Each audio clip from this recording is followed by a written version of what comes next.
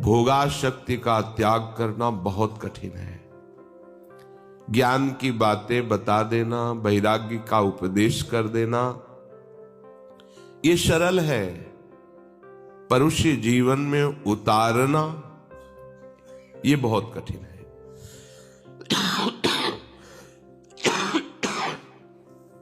जो उपासक दृढ़ निश्चयी है, इस मार्ग में ज्यादा लोग नहीं चलते हैं, क्योंकि प्रायः सबका लक्ष्य होता है शरीर राग, भोगों में सुख बुद्धि, शरीर संबंधियों में स्नेह युक्त अपनापन, प्रायः सब में होता है।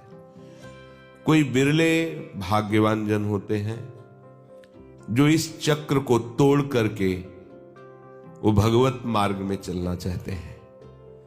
उन चलना चाहने वालों में भी हजारों में कोई बिरला होता है जो चल पाता है, नहीं तो वो चलने की बात सोचते सोचते जीवन व्यतीत हो जाता है, पर चल नहीं पाता। अच्छा, अब ऐसा हो जाए तो फिर भजन करेंगे, ऐसा हो जाए तो वृंदावन जाएंगे, ऐसा हो जाए तो वैराग्य ले लेंगे, नहीं हो पाएगा। केवल सोच से नहीं हो पाएगा। काल करे सो आज कर, आज करे सो अब, पल में परलय होएगी, बहुरी करोगे कब। अभी इसी क्षण दृढ़ निश्चय अपने कदम परमार्थ में बढ़ाता है। हृदय की हलचल शांत हो जाए तो अभी आपको सुख का अनुभव हो। जो अध्यात्म सुख है वो हलचल में नहीं मिलता, चंचलता में नहीं होता। ये विकार आकर हृदय को चंचल कर देते हैं। जब तक हृदय हलचल रहित नहीं होगा, विकार रहित नहीं होगा, द्वंद्वातीत नहीं होगा, तब तक परमात्म सुख की उपस्थिति होने पर भी आप परमात्म सुख का अनुभव नहीं कर पाएंगे। अब हमारे हृदय में ये हलचल प्रवेश ना ही कर पावे, इसके लिए भगवान अमृत में उपदेश कर रहे हैं, उसको अपने जीवन में धारण करें। प्रभु ने कहा, प्रशांतात्मा विगतभिर ब्रह्मचारी व्रते स्थितः मनः संयम्य मच्चित्तो युक्त आशीत मत्परः। प्रशांतात्मा, जिसने निश्चय कर लिया है कि मुझे इसी जन्म में भगवत प्राप्ति करनी, वो सब कुछ सह सकता है। वही सहनशील महात्मा प्रशांत आत्मा होता है। कुछ किसी से नहीं कहना, शांत भाव से सह लिया, वो आपका भारी तप बन गया और वही भगवत प्रसन्नता का हेतु हो जाएगा, वही भगवत प्राप्ति का हेतु हो जाएगा। विगतभिर, जो अजान बाहु अनंत बलशाली प्रभु की भुजाओं के आश्रित है, प्रभु के चरणों के आश्रित है, वो निर्भय हो जाता है। और जो भगवदानंद का लोभी हो जाता है, वो विषयानंद का त्याग कर देता है। पांचों ज्ञानेंद्रियों से स्वयं भोक्ता भाव का हट जाना ही वास्तविक ब्रह्मचर्य है। प्रभु के सिवा और कुछ देखना, सुनना, चखना, छूना, ये हमारे अंदर की इच्छा का नाश हो जाए, इसी का नाम वास्तविक ब्रह्मचर्य है। एक जनेन्द्री के ही ब्रह्मचर्य को ब्रह्मचर्य नहीं कहते। शब्द, स्पर्श, रूप, रस, गंध किसी की भी हमारे हृदय में भोग्य भावना न रह जाए तो उसे ब्रह्मचारी कहते हैं। भगवान कह रहे हैं, ब्रह्मचारी व्रते स्थितः मनः संयम्य, अपने मन को जो बार बार विषयों में जा रहा है, संसार में जा रहा है, उसको नाम में, मंत्र में, भगवत चिंतन में लगाए। आशीत मत्परः, वो तभी लग पाएगा जब केवल मेरे परायण हो जाओगे। भगवान करे मत्परः, मेरे परायण। जैसे एक पतिव्रता पत्नी को अपने पति के सिवा और कोई सृष्टि में पुरुष है ऐसा भान भी नहीं होता। कितनी एकाग्रता और समटी हुई वृत्ति है उस महामहिम पतिव्रता की।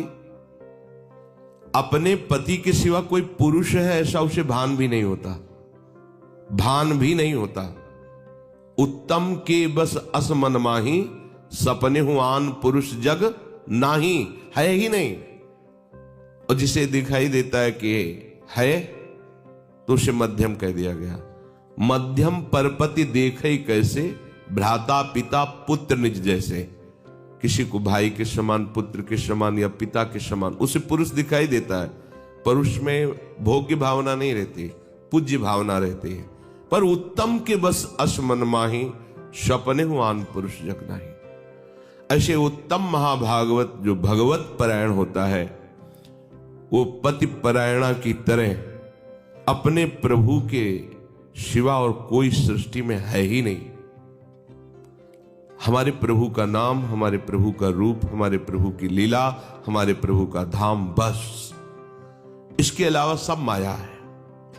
कोई भी नाम रूप ना वो निंदा करेगा, ना उसकी किसी में आस्था रहेगी, एकमात्र अपने आराध्य देव में।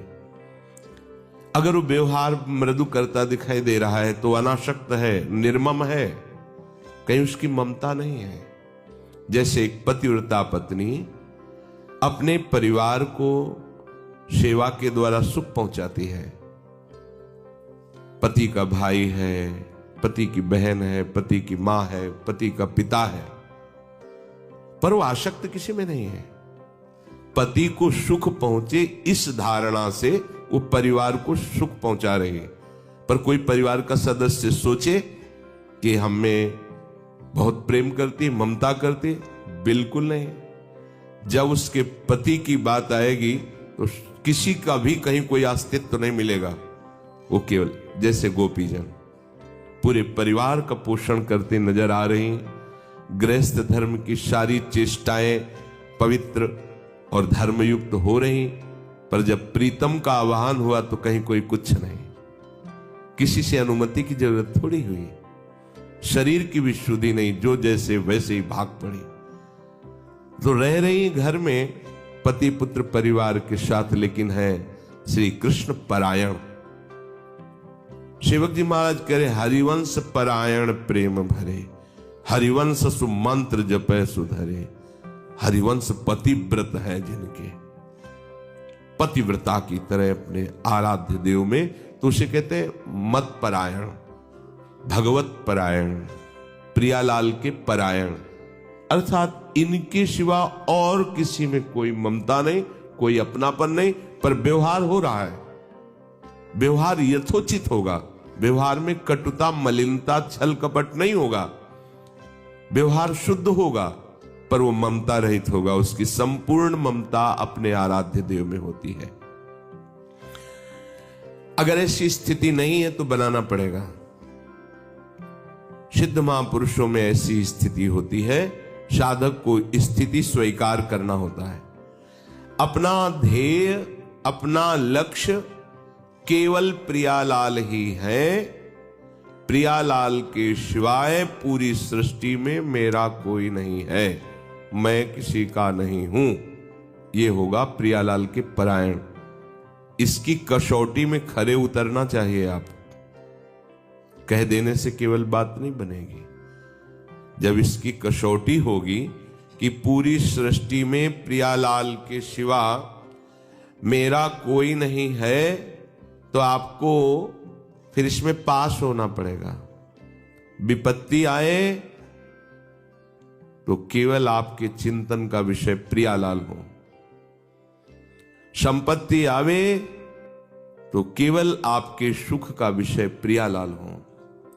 किसी व्यक्ति, वस्तु, स्थान के आने जाने से सुख दुख का अनुभव नहीं होना चाहिए। तब होगा भगवत परायण चित्त। और इसकी पुष्टता होगी भजन का निरंतर पकड़े रहना। जिसके हृदय में बात बैठ गई है कि यदि भगवत चिंतन छूटा तो इससे बड़ी कोई हानि नहीं है।